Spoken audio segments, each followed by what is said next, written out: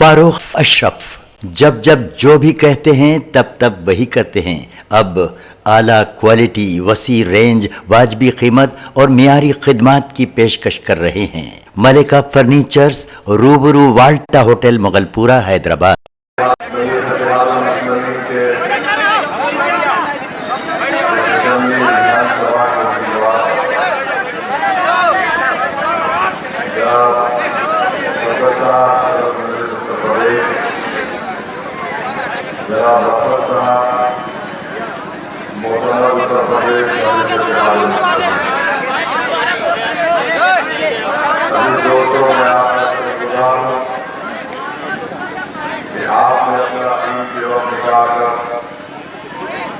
इस इंतहाई जलसे में शिरकत की और यही है आप तमाम की इस इंतहाई जलसे में शिरकत और मौजूदगी इस बात का पैगाम देती है कि आप तमाम मजलिस इत्तेहाद मुस्लिमीन के साथ हैं। ये जमहूरियत है और जमहूरियत में आपको इख्तियार है कि आप अपने पसंद के उम्मीदवार के अपने वोट डालें। मगर एक बात जिसका खास तौर से आपको याद रखना है वो ये है कि 5 साल में एक मरतबा आपको मौका मिलता है अपने पसंद के उम्मीदवार अपने वोट डालने का। और 5 साल जब निकल जाते हैं तो उस 5 साल में बहुत कुछ तब्दीली आती है और गरीब आवाम को 5 साल में इंतजार करना पड़ता है। की तरफ ही रखिएगा सर। अगर आज आप एक अच्छा फैसला लेंगे तो एक अच्छा उम्मीदवार कामयाब होगा और वही उम्मीदवार की कामयाबी आपके मसाइल को हल करवाएगी।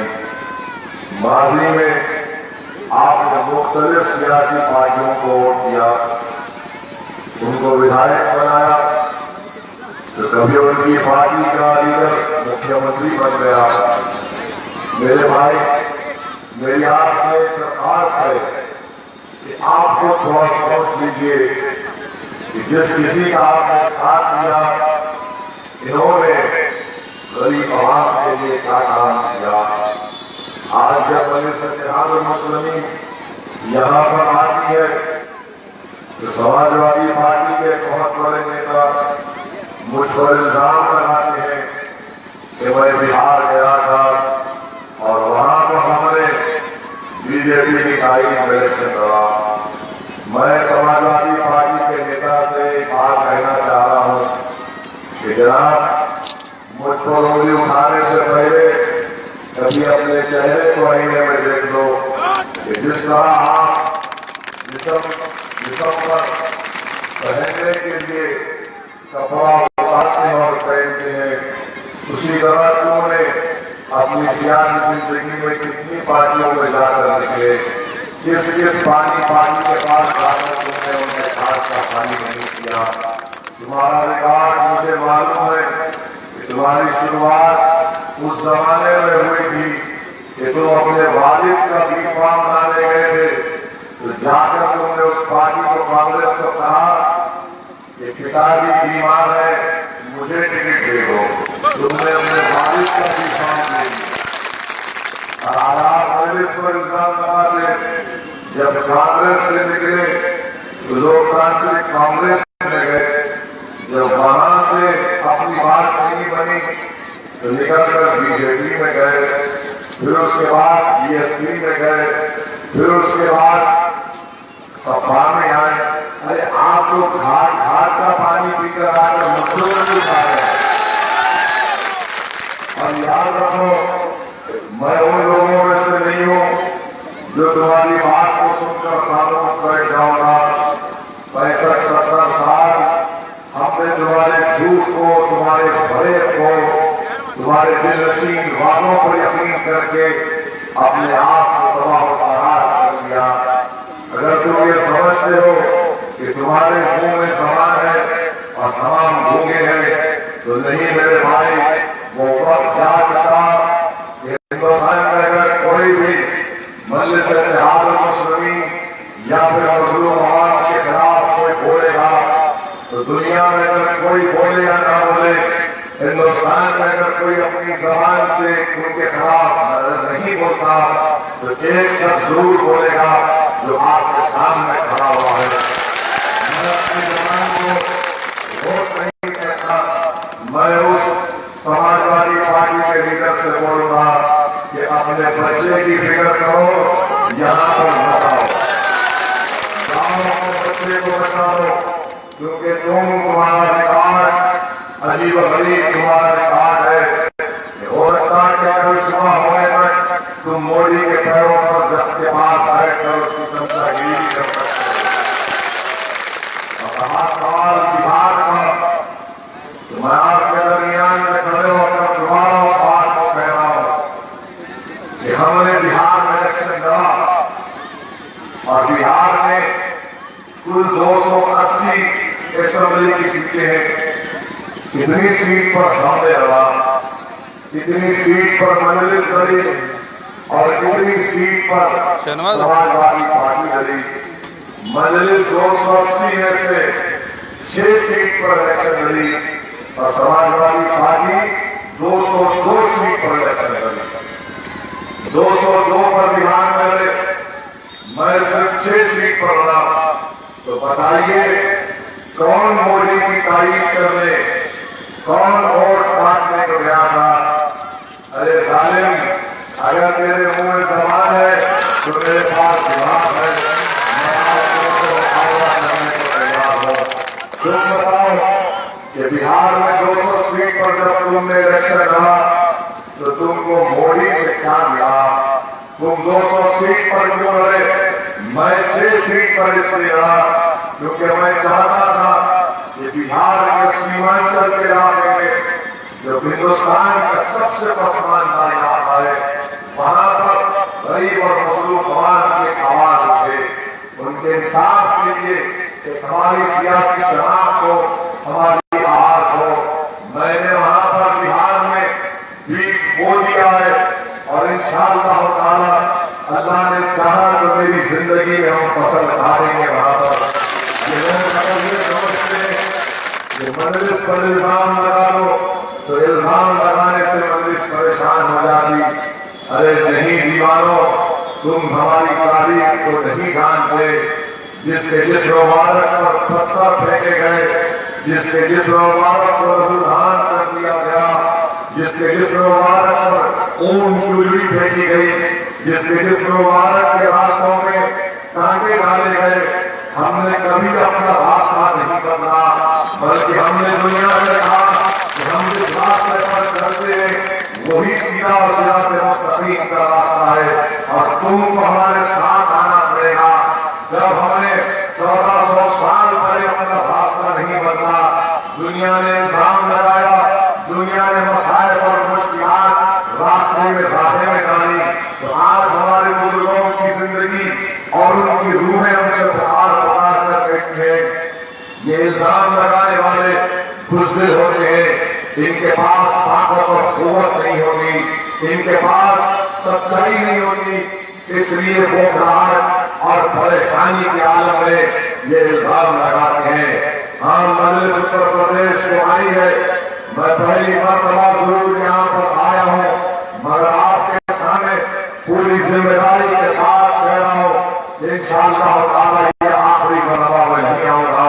मैं तय कर चुका हूँ कि अल्लाह जब तक इस जिस्म में आखिरी सांस रखेगा, जब तक मेरी जिंदगी मुझसे वफा करेगी, जब तक अल्लाह सुब्हानहू व तआला इस रात को जो मक्कारों और तमाम जालिमों के तूफानों में जलाना है, मैं उत्तर प्रदेश के हर गांव जाऊंगा, हर शहर में जाऊंगा और जिस तरह काशी गांव में गरीब और मजलूम कौम से इंसाफ किया, उसी तरह दुनिया देखेगी कि असदुद्दीन ओवैसी भी उत्तर प्रदेश के हर इलाके में जाएगा, आपसे मुलाकात करेगा, आपके मसाइल को बेबाकी से बयान करता रहेगा, मेरे अजीज दोस्तों और बुजुर्गों, इस बात को जहन नशीन कर लीजिए कि जब तक आपकी सियासी आवाज नहीं होगी, हमारे मसाइल हल नहीं होंगे। ये हकीकत है। जिसका विधायक उसी का काम होता है। अगर वो विधायक समाजवादी का होता है तो सिर्फ यादव परिवार का काम होता है या फिर उसके परिवार का काम होता है। अगर किसी और पार्टी का बनता तो फिर वो उन्हीं का काम करते हैं। ये जमहूरियत की हकीकत है। लोग कुछ भी कह लें, मगर जमीन की हकीकत है वो यही है कि जो पार्टी का बनता है वो उसी पार्टी के परिवार के लिए काम करता है। और यही वजह है कि आज मुस्लिम अक़लियत तकलीफ में है। मुस्लिम अक़लियत से इंसाफ नहीं किया जाता। मेरे भाई, मेरी लड़ाई क्या है? मेरी लड़ाई किसी मजहब के खिलाफ नहीं है, ना मैं किसी मजहब के खिलाफ था, ना कभी रहूंगा। मेरी लड़ाई है कि हिंदुस्तान के संविधान में जो मुझे हुकूक दिए हैं, जो समाजी इंसाफ का मुझसे वादा किया, जो माशी इंसाफ का मुझसे वादा किया, वो तमाम चीजें मैं हासिल करना चाहता हूँ। हिंदुस्तान का संविधान मुझे अपनी मानवता की हिफाजत की गारंटी देता है, मैं वो चाहता हूँ। हिंदुस्तान का संविधान मुझे अपने अकीदे पर रहने की इजाजत देता है, मैं उसकी हिफाजत चाहता हूँ।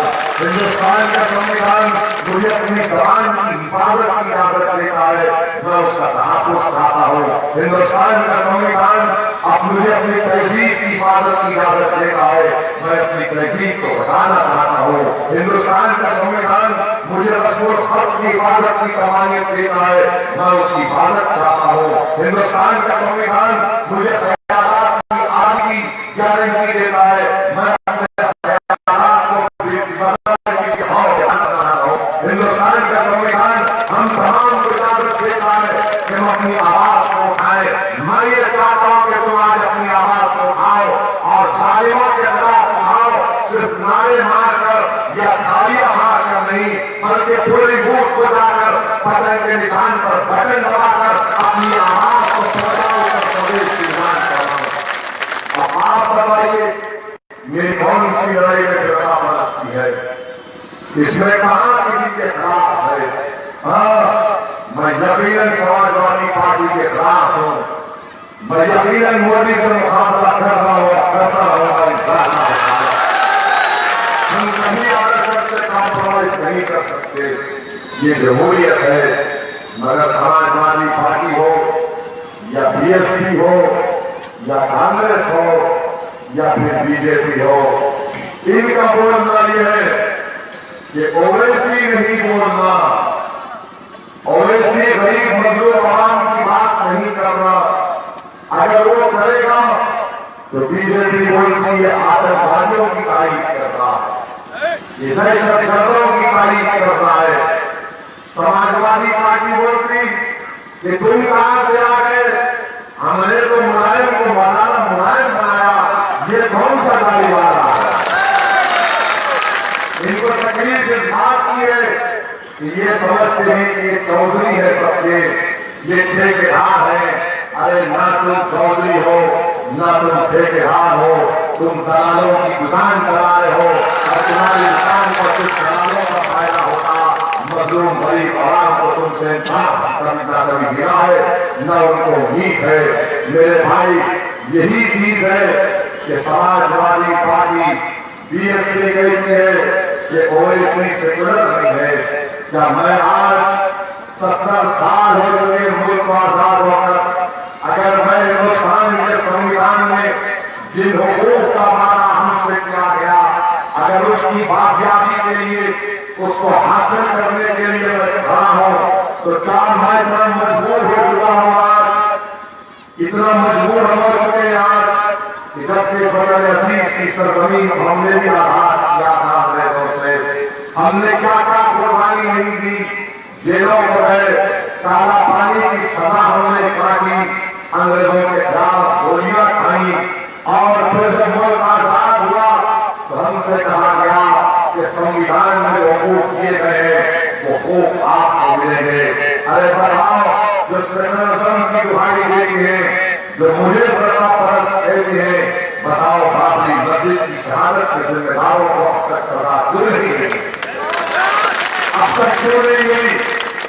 कितने बरस बीत गए, समाजवादी पार्टी अगर चाहती, बहुजन समाज अगर चाहती, तो सिर्फ करना एक ही था, एक नोटिफिकेशन को जारी करते थे और दोनों मुकदमे शहादत बाबरी मस्जिद के साथ चलते, मगर दोनों ने नोटिफिकेशन जारी नहीं किया। इसलिए नहीं किया कि आडवाणी को नाराज करना नहीं चाहते, मुरली मनोहर जोशी को नाराज करना नहीं चाहते थे, उमा भारती को नाराज करना नहीं चाहते थे। अरे तुम इंसाफ नहीं करना चाहते और फिर तुम मुझसे वोट की भीख मांगने आते हो, बताओ तुमको किसने हक दिया? मुझको बड़ा बरस के लिए 2011 का सेंसस आया तो मेरे भाई, जब आप वोट डालने जाएंगे पोलिंग बूथ को, 2011 का सेंसस क्या कहता है? 2011 का सेंसस ये कहता है कि उत्तर प्रदेश में अगर किसी स्कूल में 1500 हिंदू बच्चे, हमारे हिंदू भाइयों के बच्चे स्कूल में एडमिशन लेते हैं, तो 17 साल की तालीम के बाद, 15 साल की तालीम, 17 साल की तालीम के बाद वो ग्रेजुएट होते हैं। 1700 बच्चे अगर एडमिशन लेते हैं तो हिंदू भाइयों के बच्चे 5 ग्रेजुएट होते हैं। ये समाजवादी की सरकार, और वही 1700 बच्चे मुसलमानों के अगर प्राइमरी स्कूल में एडमिशन लेते, 17 साल के अगर तालीम मुकम्मल करते, इतने ग्रेजुएट उत्तर प्रदेश में खाली हो। सिर्फ ये तुम्हारा सेकुलरिज्म है। मैं चाहता हूं कि इस विधानसभा में स्कूल खुले, इस विधानसभा में हाई स्कूल और बढ़े। मैं चाहता हूं कि विधानसभा में डिग्री कॉलेज खुले, जहां पर तमाम चीजें आई। मैं जब इसकी बात करता हूं तो ये समाजवादी और बीएसपी के लोग मुझे कहते हैं कि ये फिर आपस है, ये वोट काटने के लिए आया है। नहीं, मैं किसी को काटने के लिए नहीं आया हूं, मैं दिल को जोड़ने के लिए आया हूं। मैं अगर यहां पर आया हूं तो आवाम के दिल में जो तुमने गलत फहमी पैदा करके रखी कि नहीं समाजवादी और बीएसपी ही बीजेपी से मुकाबला कर सकती, नहीं मेरे भाई, इनमें दम हम नहीं है मुकाबला करने का।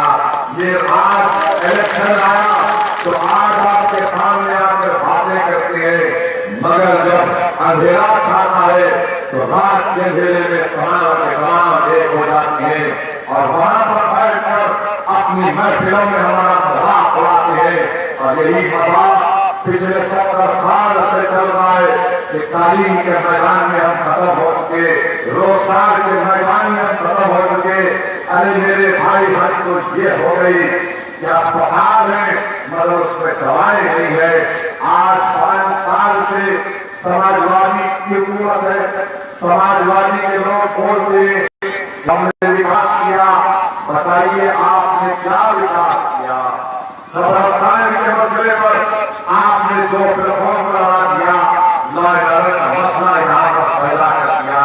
लॉ एंड ऑर्डर का मसला कि जहाँ जमीन बिकी, समाजवादी पार्टी के लोग बोलते कि हमारे दादा परदादा की जमीन हम कब्जा कर लेंगे। अरे हर जगह पर आपने गुंडाइज्म को प्रमोट किया, गुंडागर्दी का आपने साथ किया, मगर कोई तरफदारी काम नहीं किए। हाँ, इन्होंने एक ही काम किया कि हमको खानों में बांटने की आज कोशिश कर रहे हैं, हमको खानों में बांटने की कोशिश कर रहे हैं।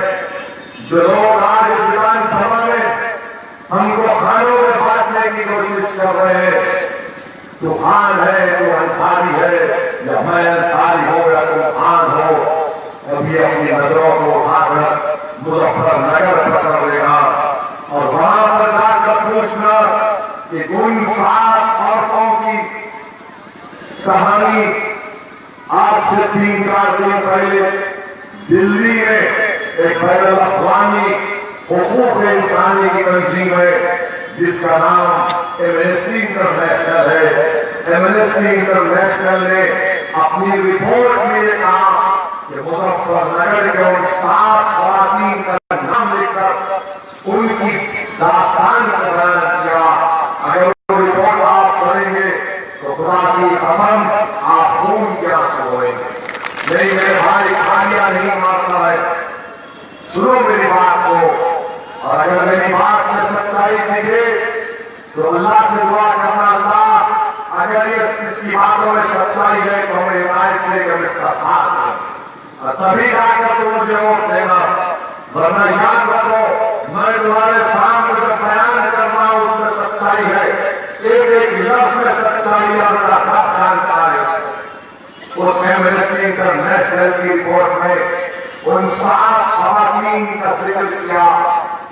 और एक खातून का नाम सफे नंबर 4 पर कह रहा हूं, जो दलाल मुझ पर इल्जाम लगाया था, सुन दलाल, जाके कुछ पढ़ इस रिपोर्ट को और पूछ तेरे आका जिसका नाम अखिलेश है, पूछ तेरे पास से कि सफे नंबर 4 पर एक औरत का नाम गजाला है। ये गजाला कहती है कि मुझे मेरे आंखों के सामने मेरे 4 साल के बेटे की गर्दन पर 3 लोगों ने हाथ रख दिया और कहा अगर तू चीख पुकार करी तो तेरे बेटे की गर्दन को मोड़ दिया जाएगा। उसके बाद इन जालिमों ने इज्तिमाई अहमद रेजी की उस गजाला की।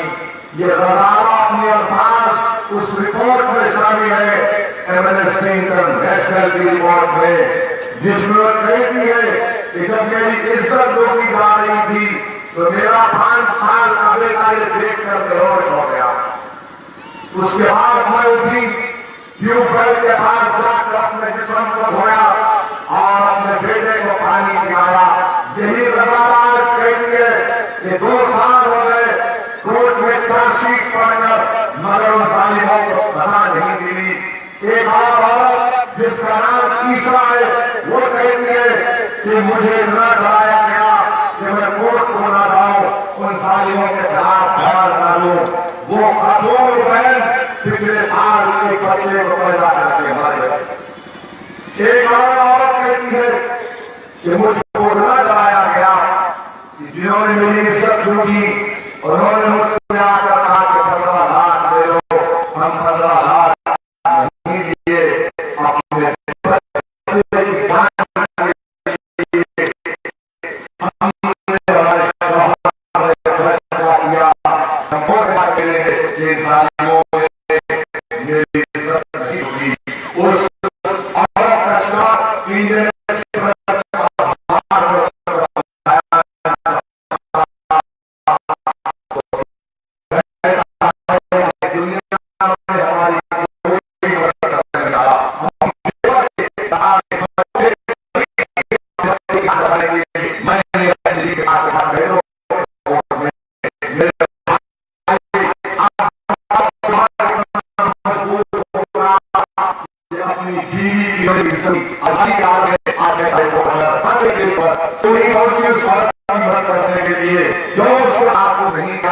हिंदुस्तान का कानून ये कहता है अगर किसी औरत की इज्जत लूटी जाती है तो सीआरपीसी सेक्शन 9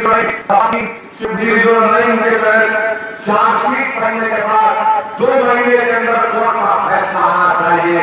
पूछो इन समाजवादी पार्टी के दलालों से कि बताओ तुमने उस मुजफ्फरनगर की औरत से क्या साथ किया। 7 में से औरतें अपना कोर्ट में बयान बदल दी, एक इंतहार कर गई बच्चे को पैदा करके 5 आज लग रही है तो कह रही है कि समाजवादी ने हमसे वादा जो किया था इंसाफ नहीं किया। जो 5 लाख सुप्रीम कोर्ट के बोलने पर मिले उसमें से 3-3.5 लाख तो खाली कोर्ट को आने जाने में खर्चा हो गए। और आज समाजवादी का अखिलेश कहता है कि मैं औरतों को प्रेशर कुकर दूंगा। इज्जत लूटी गई, बर्बाद हो गए, घर बार लुट गया। आज अखिलेश कहता है प्रेशर कुकर ले लो। अखिलेश यादव किसी औरत की, किसी बीवी की इज्जत लूटने के बाद अगर हुकूमत जाकर कहेगी कि प्रेशर कुकर ले लो, वो इंसान कहेगा कि उसी प्रेशर कुकर से तेरे सर पर मारूं या फिर मैं जहर पीकर मर जाऊं। मेरे भाई, ये हालात उत्तर प्रदेश में हो चुकी है। 16,000 करोड़ रुपये का बजट है पुलिस का, और उत्तर प्रदेश में खुद उत्तर प्रदेश सरकार का रिकॉर्ड कहता है कि 5 साल में अखिलेश की सरकार में 200% औरतों के बलात्कार के वाकयात में इजाफा हुआ, 200% अस्मदरेजी के वाकयात में इजाफा हुआ। क्या ये विकास है? क्या ये काम बोलता है? आप फैसला करिए। 30% किडनैपिंग में इजाफा हुआ। आज अखिलेश की हुकूमत हर बहास पर नाकाम साबित हुई है। मेरे भाई, ये नौकरियां देने की बात करता है। आपको मालूम, उत्तर प्रदेश में पुलिस में 1,90,000 जायदादें खाली पड़ी थी।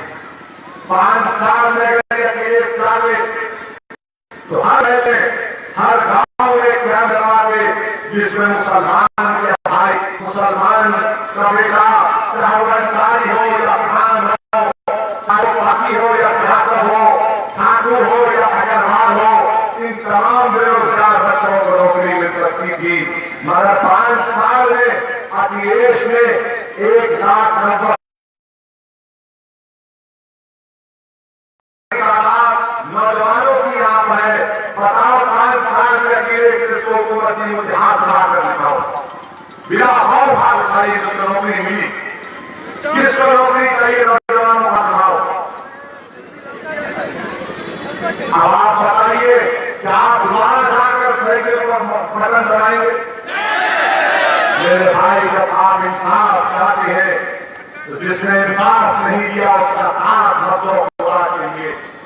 जिसने आपका काम नहीं किया, जो वादे किए पूरे नहीं किया, क्या विधानसभा में अखिलेश ने स्कूल खोले तो फिर किसके वादा 2012 में किया था? क्या अखिलेश ने वादा नहीं किया था कि उत्तर प्रदेश के मुसलमानों को 18% रिजर्वेशन देंगे? कहां गया वो वादा? कहां गया वो वादा? वादा तो पूरा ही नहीं कर रहा था। अच्छा, ये बता दो अखिलेश, बल्कि आप बता दीजिए, मुलायम सिंह क्यों नहीं आए यहां पर? मुलायम सिंह को आना चाहिए था ना, आकर जनसभा करनी चाहिए थी अपने बेटे के लिए, और इसके लिए ये खाली लेके बैगन के लिए भी दे रहता है। क्यों किया मुलायम सिंह? मुलायम सिंह अपने भाई के लिए प्रचार करते हैं, अपनी बहू के लिए करते हैं, मगर अपने बेटे के लिए नहीं करते। जब बाप बेटे पर भरोसा नहीं करता, बेटा बाप की बात नहीं सुनता, और क्या मुलायम सिंह ने नहीं कहा था कि अखिलेश मुस्लिम विरोधी है? अगर ओवैसी कहेगा तो आप बोलेंगे भाई ये तो जज्बाती तकरीर करने का है, मगर घर का बाप को अपने बेटे के बारे में कहता है तो खुदा की कसम उसमें सच्चाई होती है। जब बाप को कह रहा है कि मुस्लिम विरोधी है तो मेरे भाई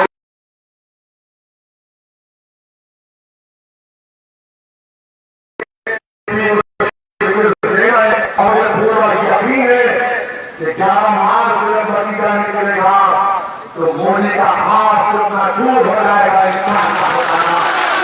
जिस तरह लोकसभा इलेक्शन में 70 पार्लियामेंट सीट पर मोदी ने कामयाबी हासिल की थी। इंशाअल्लाह ताला होगी।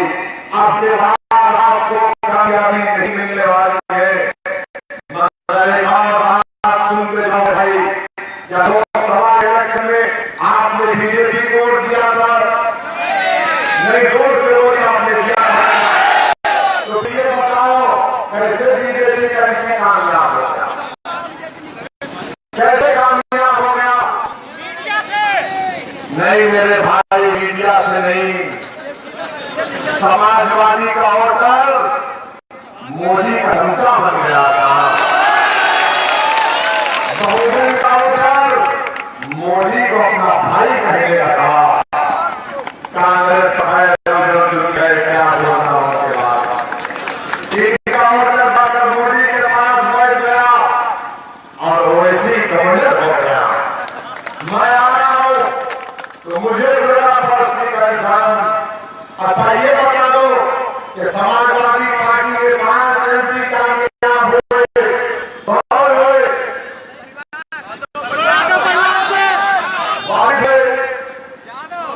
पिताजी हुए, बहू हुए, भाई का बेटा हुआ, भाई का कर्मवासा हो गया। 5 के 5 यादव परिवार के जीत गए। अगर कोई नहीं जीता तो सभी को मेहमान मत नहीं जीते। अब आप बताइए 5 से खानदान के जीत गए, यहाँ के घटना फिर आप कैसे जीत गए? तो डील हो गई थी क्या? तो डील हो गई थी क्या कि मोदी जी खानदान को छोड़ो, बाकी को यूपी लेकर जाओ, हमको छोड़ दो। हम पर मुसल्लत करने वाले मोदी को यही लोग हैं, ये अपने घर को लगा दिए, हमारे घर को बर्बाद करने को निकले। मेरे भाई पहचानो, ये दोस्त हुआ दुश्मन है शुरू से, कुछ नहीं किया उन्होंने अब तक। अब क्या करेंगे? उत्तर प्रदेश की विधानसभा में आपको अपनी आवाज को उठाना है। और याद रखिए कि बीजेपी का डर दिलाते हैं। अरे क्यों डरना भाई?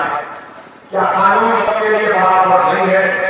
यकीनन हमने न हमारे बुजुर्गों ने आजादी के बाद से आज तक जितने विधानसभा के और पार्लियामेंट के इलेक्शन हुए, हमने कभी भी किसी फिरका परस्त पार्टी को वोट नहीं किया, हमने कभी भी किसी फिरका परस्त कैंडिडेट को वोट नहीं किया।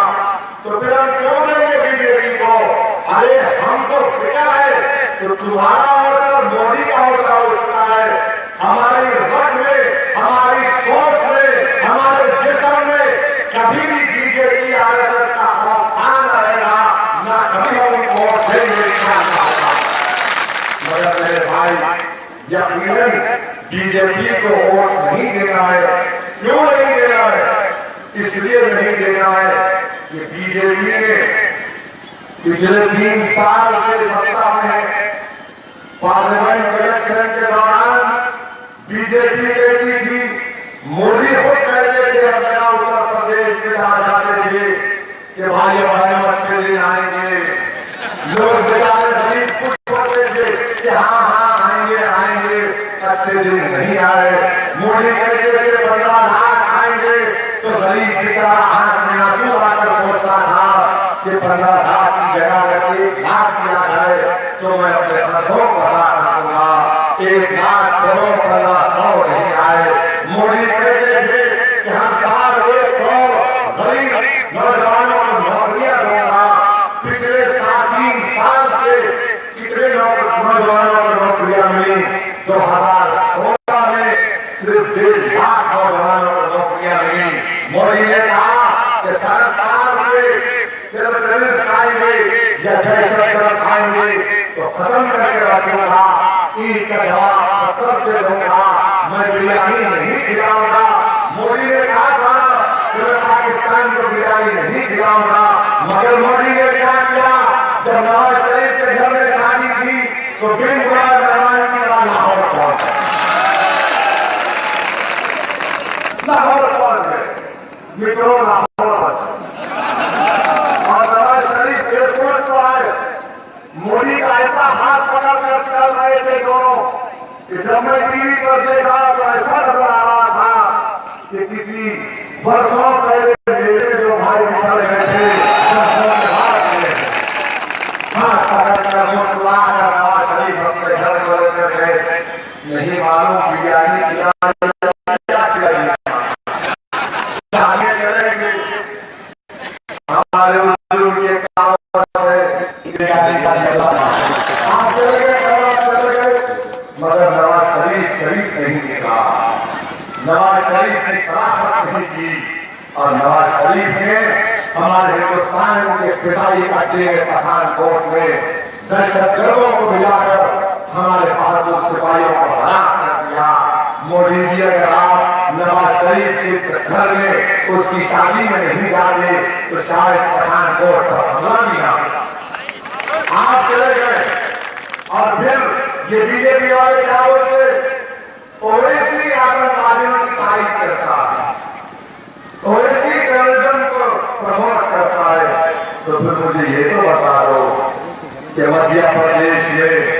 ये गौरवशाली शख्स कौन था जो बीजेपी के आईटी सेल का जिम्मेदार था। उसको मध्य प्रदेश की पुलिस ने गिरफ्तार किया। क्यों गिरफ्तार किया? क्योंकि ये पाकिस्तान की आईएसआई को हिंदुस्तान की खबरें पहुंचा रहा था। बताओ मोदी जी, आप ही के पार्टी के लोग आईएसआई के लिए काम कर रहे हैं क्या? मेरे भाई, आज देखेंगे बीजेपी उत्तर प्रदेश के गरीबों पर जो फसाए और मुश्किलात डाले हैं, 500,000 नोट गरीब आवाम से छीन कर तबाह बर्बाद कर दिया, सत्यानाश कर दिया। उन लोगों का सत्यानाश कर दिया जो मजदूरी करते थे। उन लोगों की जिंदगियों को तबाह बर्बाद कर दिया जो अपनी बेटियों के लिए शादी के लिए पैसा जमा किए थे।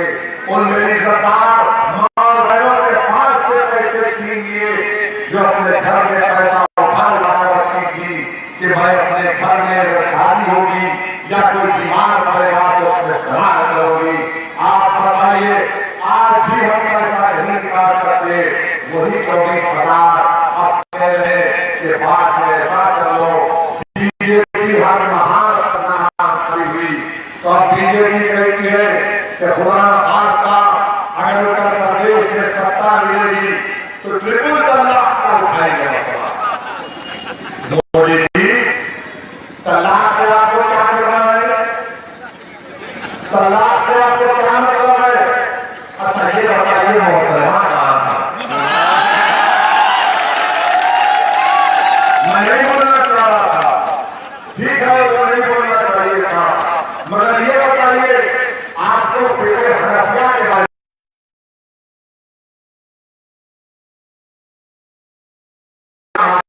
क्या आपको हमारे आलमगीरा के बारे मालूम? अरे कुछ नहीं मालूम तो क्यों भागता है इसमें? आप इसलिए भाग रहे हैं, नफरत करते हैं, नफरत करते हैं। बहस करो कि मेरे तलाक किसके पास होते या नहीं होते। महाराज, मैं आपसे अपील कर रहा हूं कि आपको जब आप पोलिंग बूथ को जाएंगे, अरे वो क्यों करे? पूरे हिंदुस्तान से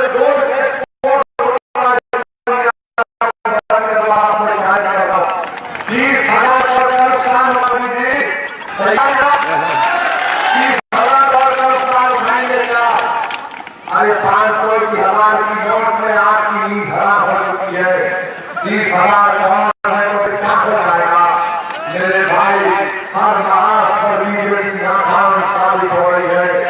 जिस उत्तर प्रदेश और हिंदुस्तान के अवाम ने इनको 280 सांसद दिए, बीजेपी ने गरीबों के लिए कुछ नहीं किया, सिर्फ बातें करती है, जुमलेबाजी करती है और डराती है।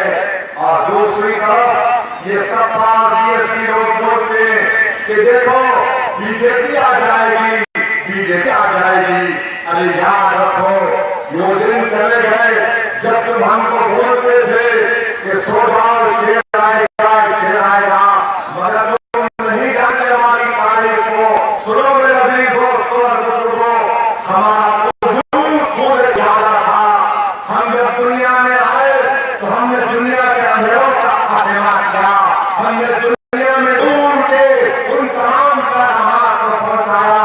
तो डरना घबराना किस चीज के लिए? हम इंसानों से नहीं डरते, न कभी करेंगे इंशाअल्लाह ताला। हमको डरना है तो अपने आमाल की बराबरी के बारे में डरने की जरूरत है। और इंसान जो दुनिया में आया वो इंशाअल्लाह जमीन की ग़िज़ा बनेगा, तारीख गवाह है। और इंशाअल्लाह ताला मुस्लिम वो तारीख को दोहराएगी जब उत्तर प्रदेश की विधानसभा में मंजलिस के रानी असेंबली विधायक कामयाब होकर जाएंगे। अगर उत्तर प्रदेश का चीफ मिनिस्टर अखिलेश यादव है जो मोदी का छोटा भाई है, अगर खुदा ना खास्ता उससे बदतरीन को चीफ मिनिस्टर बन जाएगा तो मैं आपसे वादा कर रहा हूं कि हमारे रानी असेंबली, हमारे विधायक अगर तकवा नमून पैदा होगा या फिरौन पैदा होगा या यजीद पैदा होगा, हम उस क्या को आगे भाग का इंशाअल्लाह ताला आपको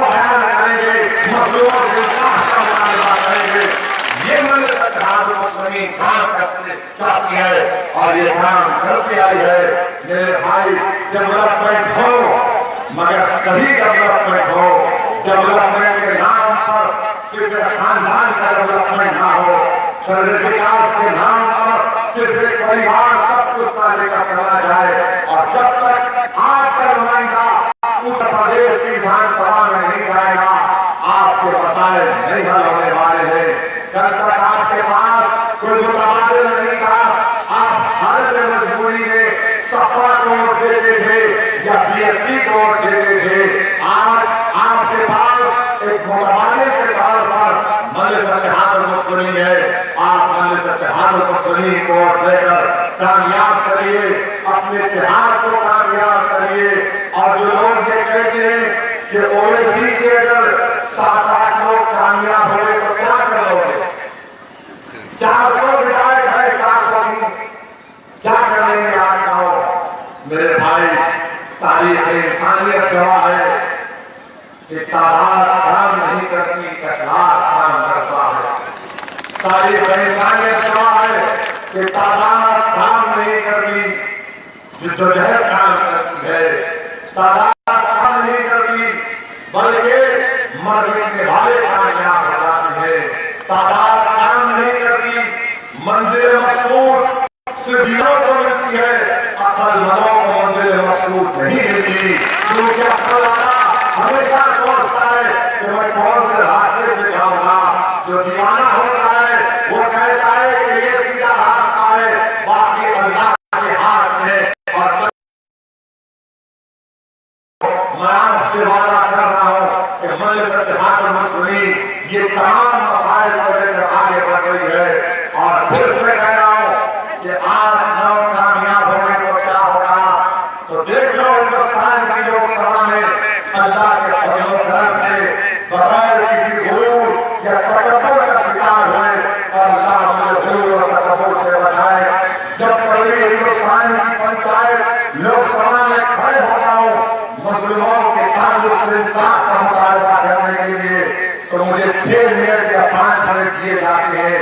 उस 5-6 मिनट में जब मैं अपनी बात का आगाज करता हूँ, मेरी जबान से अल्फाज नहीं करते तो बीजेपी के 150 एमपी खड़े हो जाते मेरे सामने। कोई कहता है, कोई कहता है मेरे भाई, ये खौफ, ये परेशान करना जरूरी है। कोई सब बोलने वाला जब खड़ा होता है तो इनको होना जरूरी है। आज मैं आपसे कह रहा हूँ कि हम रोके आए हैं, हमने आंसू बहाया, हम परेशानी का शिकार हुए। आज मुतबादिल आपके पास है, साथ दीजिए, मजबूत करिए, दुआ करिए, कामयाब करिए। इंशाअल्लाह ताला हम पूरी तरह के साथ आगे बढ़ेंगे। मैं यहाँ पर एक बार पहली मरतबा आया हूँ, इंशाअल्लाह ताला बार-बार आते रहूंगा, आपके दरमियान में होगा। आपके लिए दुआ फरमाइए और अपनी पार्टी के उम्मीदवार जिनका इंतखाबी निशान पतंग है, पतंग निशान को फारूक अशरफ जब जब जो भी कहते हैं तब तब वही करते हैं। अब आला क्वालिटी, वसी रेंज, वाजबी कीमत और मियारी खिदमात की पेशकश कर रहे हैं। मलिका फर्नीचर्स, रूबरू वाल्टा होटल, मुगलपुरा, हैदराबाद।